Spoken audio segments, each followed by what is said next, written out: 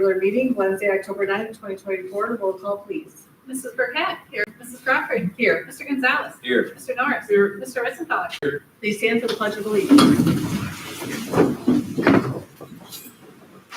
I pledge allegiance to the flag of the United States of America and to the republic for which it stands, one nation, under God, indivisible, with liberty and justice for all.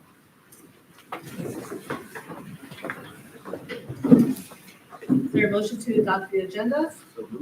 Second? Second. Roll call, please. Mr. Norris. Yes. Mr. Gonzalez. Yes. Mrs. Burkett. Yes. Mrs. Crawford. Yes. Mr. Wissenthaler. Yes. Okay, special presentation. Our first presentation this evening is Ethan Schmink and Carissa Link. They are both Norwalk High School graduates and former swimmers, and they are going to present on a potential for a middle school swim club at Norwalk Middle School, and Principal Scott Spettle is here as well. So Ethan and Carissa. It's okay. Yeah. All right. So yeah, I'm Ethan Schmank. I graduated in 2022, and I've been coaching at the rec, their rec league program, since I graduated. So I've had plenty of kids that are middle school age. First, I'd like to talk about the benefits of having a middle school program. Firstly, it'd be a great feeder program for the high school to get the kids involved earlier, get them acclimated to the water, and get them in shape for the pool. Most of them are coming from cross country or other sports, and they're not really, they're expecting to run or, run pretty much. It's a low impact, so I push this for the high school too, for other athletes. Even if swim's not going to be their main sport, it's a great way to build muscle in the off season and stay injury free.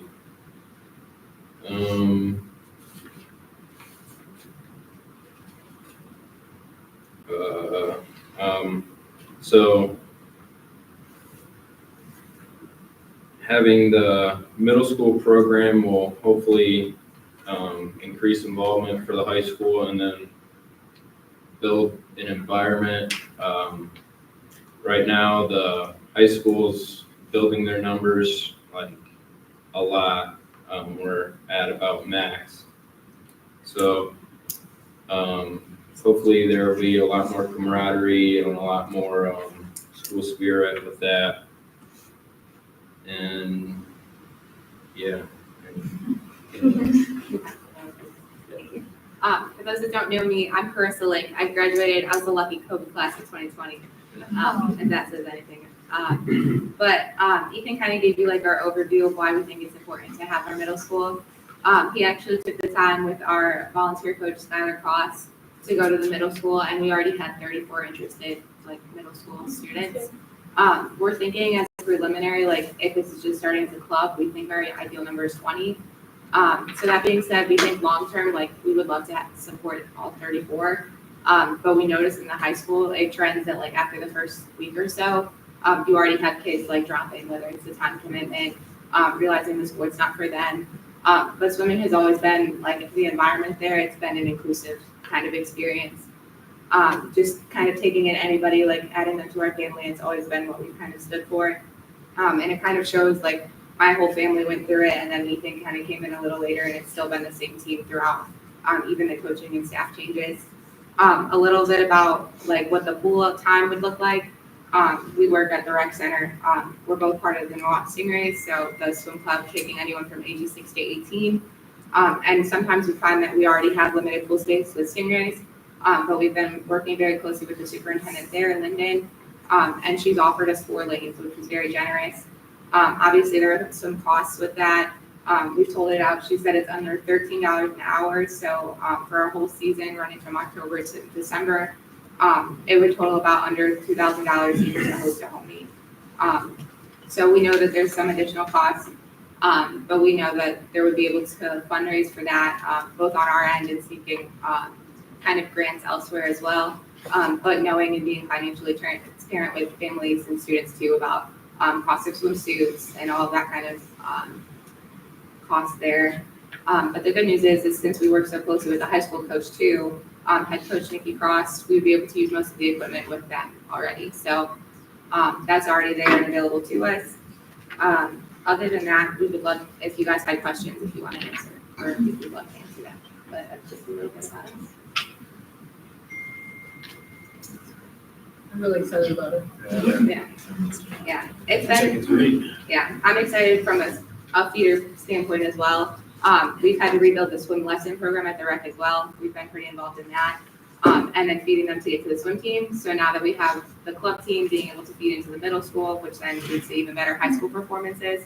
I know all around Norwalk, sports and athletics is something we would pride ourselves in. So having a middle school, I think, would be a great addition to it and already outstanding record. You said about the swim lessons, are we able to start doing the third graders again? I know we always did lessons and then there was a problem with instructors or Yes. time or something. Biggest thing, to be fully transparent, a lot of the current instructors are now our age, doing college age, so we have other like time commitments. I know the full-time staff there works very hard to either come up with some kind of alternative. I know this past time where you were able to offer them, they did a little bit of like outside time in the gym and then brought as many kids as they could in the pool with the available instructors they have. So I'm sure that's something they're interested in. It's just purely which instructors are available to do that for you guys. What's beautiful is other school districts that are good swim programs have this. They've had it for years. So we are definitely wanting this. So obviously, I think all of us like success. We like winning. These are two very successful swimmers. We're district Bowling Green swimmers and made it there for high school competition. So that's a critical part of the feeder program, but obviously we want kids to have those opportunities. So even if you're not winning in the top level, you know, Ethan and Chris want you there because obviously everyone has their levels in which they improve and get better, and there's no better having that connection. And if swimming's that for some student, you know, we want that to happen. So the fact that you have interest, high interest at the club level, it's natural that we want those same individuals to stay with us and have a trucker swimsuit on. We appreciate your time if there aren't any more questions. Thank you. So Mr. Spettel, Mr. Slaughter, and myself have met, so we talk expenses. We're not looking to use any money from the board itself. We're looking to handle this from a club standpoint, and we have other people that are willing to cut checks to make this happen. This could be short-term, but obviously the season is very short at the middle school level. Right now, we're looking to do 2 or 3 meets potentially this year. We're very interested. Area teams that have them would be like St. Mary's, Huron, Port Clinton, just to name a few. So areas we're familiar with. Too costly for someone to not be able to afford it, though. Hopefully we can. Right, and I think that's what we've talked, that no one's gonna, because I can't afford something, like I said, that's what I stress about Norwalk. There will be somebody, boosters, that will say, that's not gonna be a stopper because I can't afford, you know, the swimsuit or whatever other costs that might be associated that's tied to a parent. We're gonna have people to make sure that they're in those opportunities and they have them with you. We have like a general onboarding packet as well for our club team. It already offers like resources, goggles, caps. Biggest thing about swimming is that some people think you need the high-end expensive equipment to get started. You really don't. If you have a pool and you have goggles, then you're already on your way. Yeah, so go with that. You develop tough-nosed individuals. Swimming's not an easy sport by any stretch, so. Yeah. We may come practice without them too, but it's a lot easier if you can see. All right, appreciate both of you. Thank you guys. Thank you. Thank you. All right, next up from the food service update from Mr. Kraft, Carrie Mullins. And we may have to listen to you first before we get smoothies, is that what I understand? No, Mr. Kraft? I'll have Carrie pass them off to you guys first, Okay. while we're talking, so that's okay. So you can see what we got.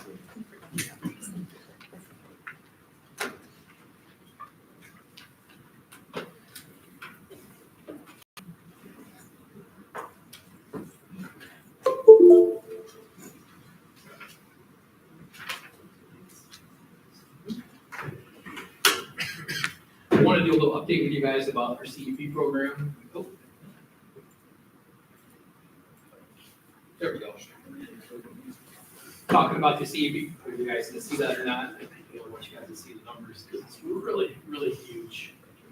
This is the breakfast percentages for the first 30 days in for school, compared to last year's numbers. We changed a lot of things in all the cafeterias. I'm gonna get to the menus and all this year. We're not doing like one choice or two choices for the students for lunch and breakfast. We're doing like 4, 5, 6 different choices for the kids because they really want that. That's what they want. So by doing that, if you look at the numbers, how they increase, our breakfast counts are just out of this world. I mean, further down, there'll be another slide in a minute, but the high school is 192% increase over last year just in breakfast sales. I mean, it's huge. I mean, you can't, I guess it speaks for itself, but yeah, it's pretty big. Then we go to lunch numbers. We do everything like we did at food court idea, all the schools, increases, 60%, 47%, 39%, 58%. I mean, it's there. It is there. Kids enjoy it. They like it. Food court. We've actually put a survey out about 3 weeks ago to the high school, 9 through 12. Got a lot of feedback back. They like the choices. They like changing the bar all the time, doing it once a week. I know I worked there a couple weeks already in a row, just helping them out serve and helping them prep and everything. And it's kind of neat to see all the regular students coming back the same day, next day, same people, same way. It's just like you get so used to it. It's like when you go to a restaurant, Bob Evans or something, you go there to eat, and you know, you come in with your coffee, your eggs, and your toast. You know, you're ready for it. Every day they come in, it's like the same thing. Okay, you want it loaded? Yeah, same way. I'm like, all right. You know, that's how you get your repeat customers. So yeah. So this is the comparison. We feed 508 more students a day for lunch, 275 for breakfast. That number's still climbing. It's doing pretty good. Right now we're 95% above what we were last year. All for breakfast, 51% for lunch. It's pretty good. So I wanted to show you guys how I have seen the lines up there yet or not. This is how we set the lines up now. There's mostly all the schools are the same way, except that they don't have the chutes like the high school does. But we kind of change it out all the time, do different sandwiches with kids. I think I told you guys before that when I first started everything, but the money we use for like Tyson, we use for JTM, we use for Meadow Lakes, we use for all the big name brands. We get it at a cheaper rate. The school district does by being part of a co-op. It's kind of a nice little thing we are. So, kids enjoy it, so they're eating it up. That's all I got to say. Just a little bit about, these are some of the bars that we did, which are kind of neat to do. The Raymond Noodle bar went okay, it was all right, the rest of them, they just hit it off. This week's a burger bar, it was the biggest thing, you know, the kids got a burger, pulled pork, macaroni and cheese, bacon, they got the whole shebang on top of it. We think it like a dagger sandwich, but it was there, so it was huge, it was pretty big. Yeah, and some other ones we're gonna try, we're gonna do a bar, we're gonna do a breakfast bar coming up to you pretty soon. It's gonna be something different.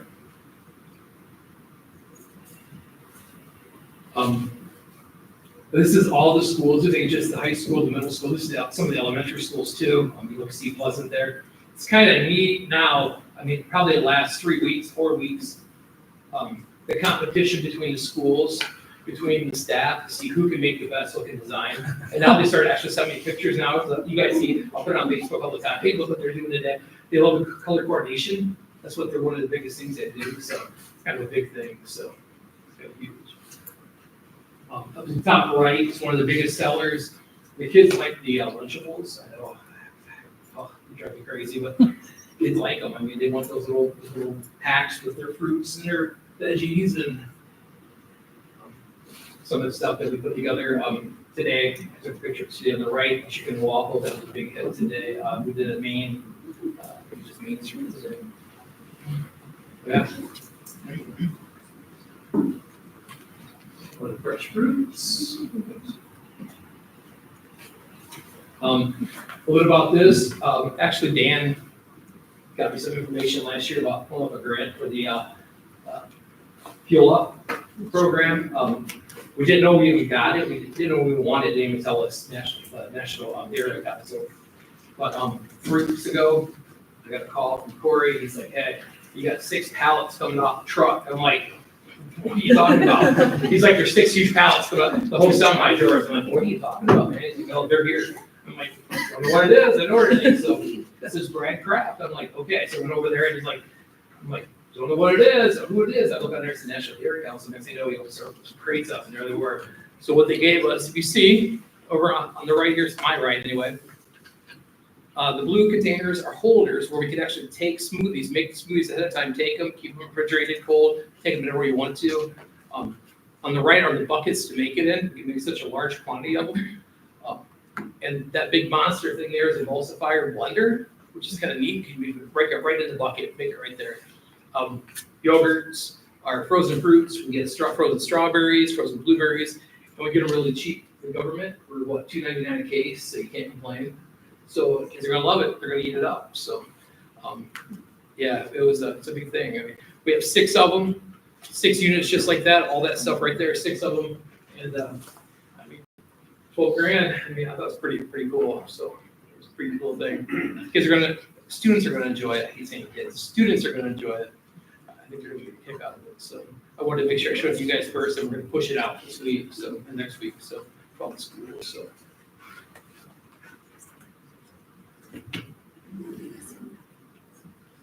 Just talks about some of the benefits of smoothies and stuff like that. They're pretty good. It's a big thing. So yeah, I mean, pretty basic today. I mean, chatter today, but usually I'm. But Greg, can I ask, so I know many of our students, especially our athletes, are going right from school to practice. Is there opportunity there to get a smoothie or to get some sort of meal? We are right now. We actually are.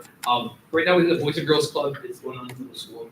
I've actually started tagging up with the art booker, Jamie, and it's kind of funny because as I saw him last week, I made cookies for the Boys and Girls Club, chocolate cookies, and next thing you know, 2 of the cheerleaders came back in the middle school and got ice, and I gave them 2 cookies, which is the biggest mistake you do. So when I gave them the 2, next thing you know, here comes all 14 of them coming down with a cookie. So I'm really hungry. We're going to be here like 7 o'clock tonight. Can we get some food? I'm like, oh God, are you kidding me? Probably don't have enough. I'm like, how about I just get you guys some cookies? Like, yeah, tomorrow we will. So we are feeding out the cheerleaders, and we're just. Anybody comes into the kitchens or anything like that at the end of the day, there needs something to eat, we make sure we take it. We always do. I mean, they do.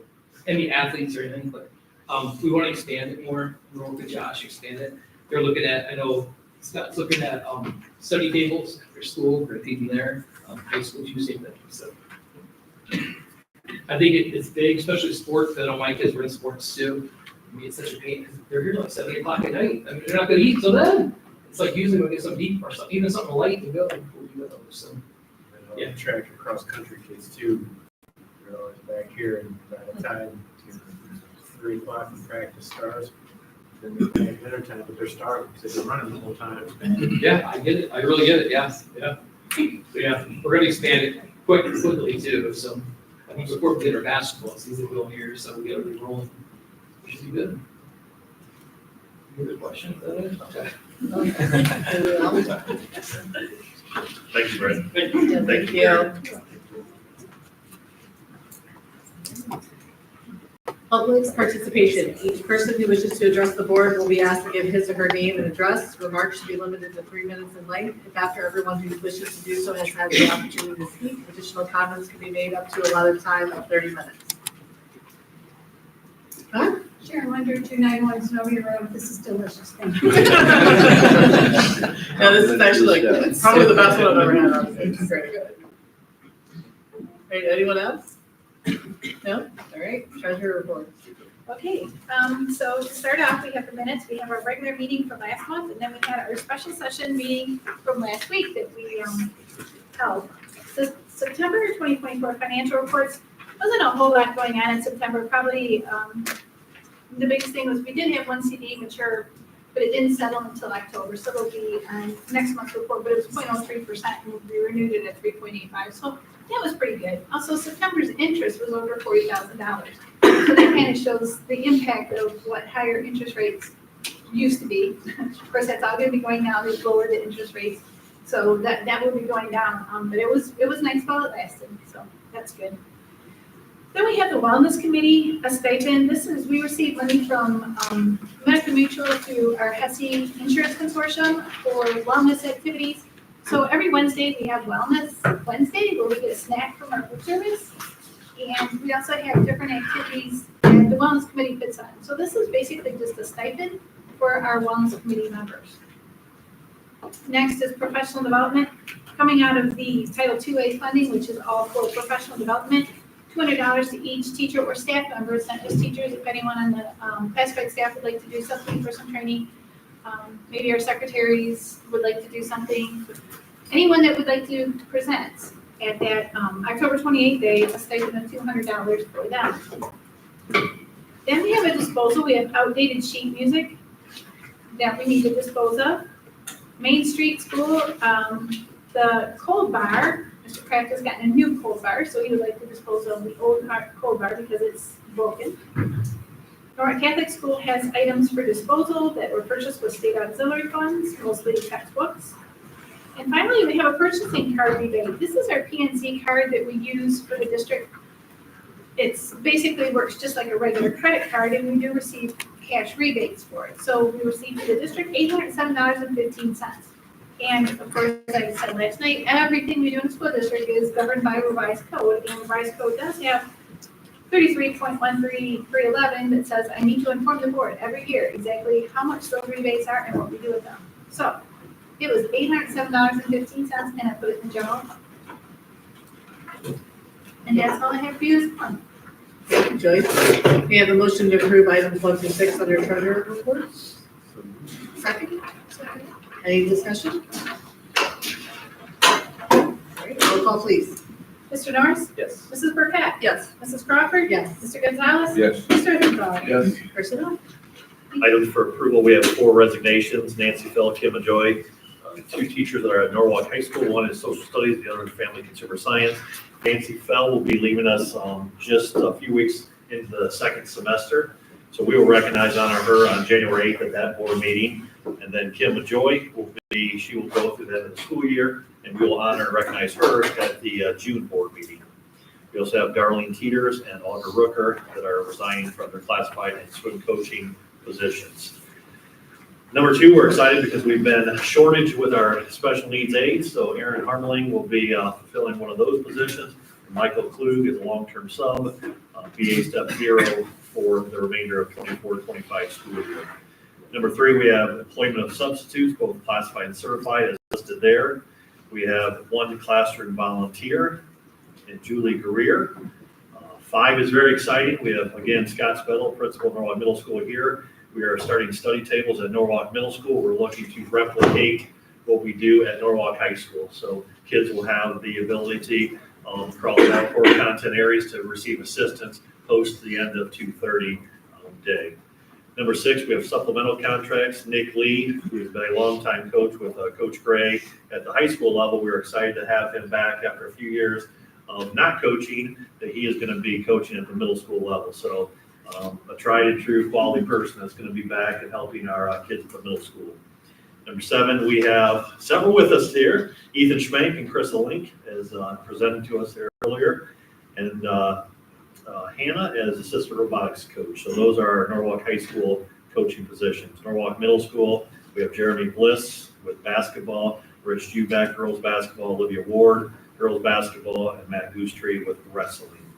Number 8, we have Norwalk Middle School. We have volunteers for basketball, wrestling, and then one that was remained from football. So Aaron Bird, Goostree, and Nikolai in that list. And that is all I have. Mr. Spettle is here. He can add more if you wish, if you do have questions with the middle school study table and that plan. We have a motion to approve all items under 1 through 8 for personnel. So moved. Second? Discussion? Well, I personally am so excited about this, Mr. Spettle, and thank all the people that are volunteering their time, because I think it's going to make a huge difference to have that support at the middle school level, like going into the high school. That's awesome. And we've talked to Mr. Kraft on that. So like all post school day activities, the fact that kids are having food. So it's nice when middle school kids go on Main Street that you see them eating prior to having their practice for their musical, their plays, So that is good to see. So that's a tie that we're going to have with our study tables too. It is good for our kids because our kids are going to be there. The tie with this, which is mandated, is going to be the student athlete. So kids that are not doing well and you're a student athlete at Norwalk, in this case, Norwalk Middle School, just like Josh Schlatter runs, that you will be at study table. So you will have built-in numbers. We don't want to increase that number, but that's going to be what it's going to be. And that will be a benefit to our kids that want to be in the extracurricular activities. That number one, you have to take care of your work in the classroom. Any other discussion? No? Okay, roll call please. Mrs. Burkett? Yes. Mr. Norris? Yes. Mrs. Crawford? Yes. Mr. Gonzalez? Yes. Mr. Etsendfeller? Yes. Superintendent's reports. The items listed there for board policies have been updated, so Dan Louder from Bevel Wagner out of the Cincinnati office has written those. You'll see the two parentheses, the new ones with religious expression days. We knew this was happening because this came from the summer session, so that's essentially that parents can choose to remove their child from school for religious reasons. And no one's questioning as to the validity or why they're doing that, but that could be with they found the excused absence. That is now a coded feature on the absence and attendance list. 944, specific religious beliefs, affiliations, ideals, and principles concerning political movements. This is concerning both staff and students, and we're trying to keep that separation. I know on the national scale, there's a lot of, friction and dynamic that is sometimes not always good. And so we're starting to say it doesn't matter where you stand politically, where your positions are. As a kid, that should not affect what you say. That should not affect your narrative, your statement. When you're doing an essay in social studies class, you shouldn't be impacted by the grader of that, which is the teacher. Likewise, it goes from administrative end to myself and Mr. Baumann, evaluation of principals. That you're not going to look at a principal and based on where he or she stands politically, we're not going to judge in their evaluation and make determinations because of where they stand. So to me, that's a good thing. It's an obvious thing, but right now we're having to put that into policy because there are plenty of schools where that's not the case. And kids are being affected by because they say something then the teacher doesn't like it or vice versa, or a superintendent with a principal, and I don't like your position of where you stand. We're trying to keep that out of the school setting. So those are the two new ones. If you have questions on the other ones, you had the kind of Cliff Note version and then the policy itself. A lot of the other ones were simply word changes and just updated as needed. Number two is the Norwalk Middle School Swim Club. So as presented, I'm looking for approval of that to say like we're putting our official stamp and saying yes, that Ethan, that Carissa and Nikki Cross can move forward and have their parent meetings and make this happen even for this school year yet. And that is all I have. I have a motion to approve item 12.2 under superintendent's reports. Second, Second. any discussion? I'm really excited about the swim club. I am too. Middle school is such a tough age, and so to bring the kids together and socialize and maybe find their niche, that's very exciting. So good luck with that.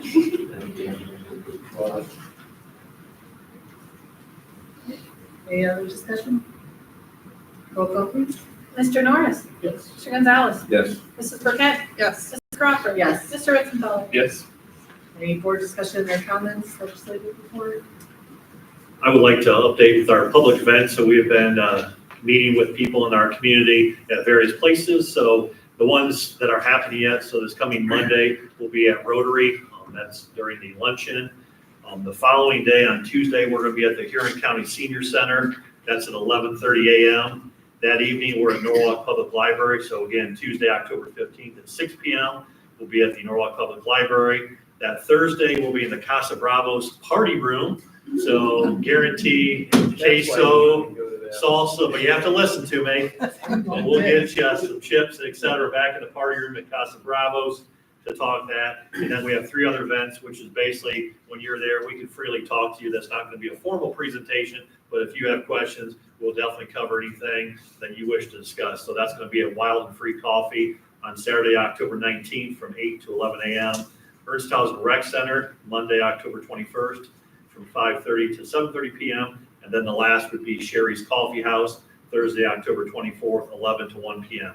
And if anyone out here or anyone watching would like to invite me and Joyce and our levy committee or board members, we definitely would like to add to this list as well. If there is a group that you think would benefit, because we definitely want to deliver the message. And that message is we have an unbelievable opportunity that getting $52.5 million from the state only is happening right now. And we have a chance because the Norwalk High School has been paid off in August of 2024. So what you're seeing on your ballot is a 5.4189 for 100K home. It's actually half that. So you're at 9625 on 100K home. So it becomes much more appealing when you see that. And that's the message that people need to hear. That it is a great deal because we're getting $52.5 million from the state, and it's half essentially what the ballot language shows based on net increase of what we've been paying for over 20 years. So, Which is the lowest cost in Huron County.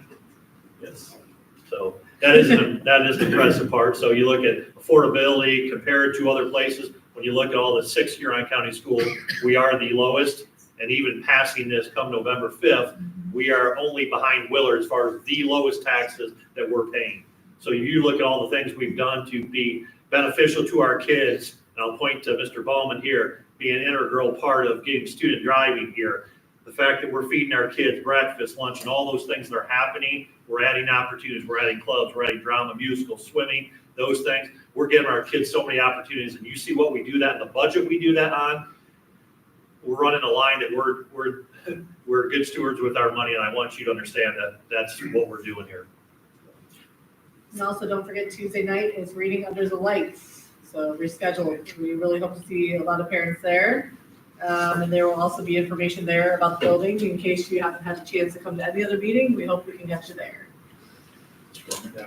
One thing I would like to add, and this is kind of great timing with this, as you know, each year in November for Veterans Day, our buildings put on some pretty awesome programs for our veterans.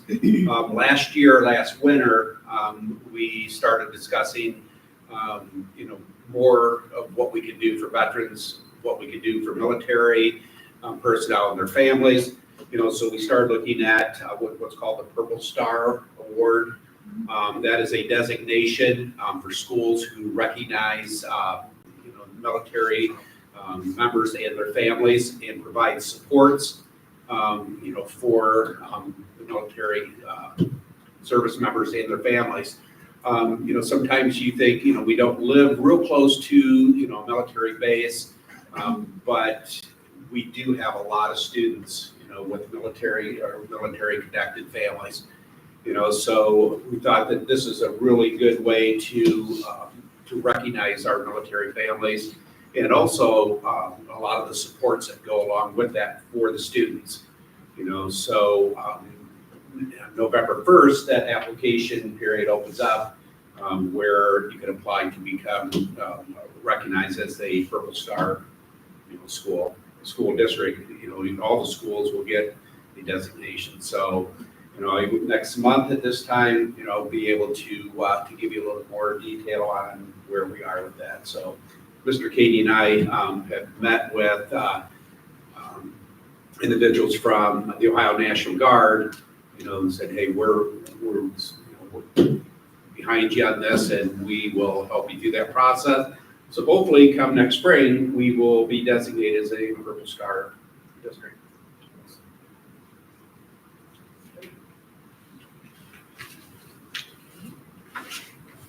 Anything else? No? Okay, we're going to be moving to executive session to consider the employment and compensation of public employees, to go over superintendent treasurer evaluations. We have a motion to go into executive session. Second?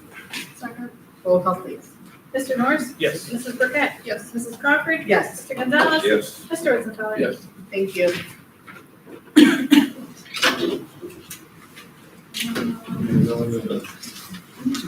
Yeah, do you guys, want to, I don't think they would take them to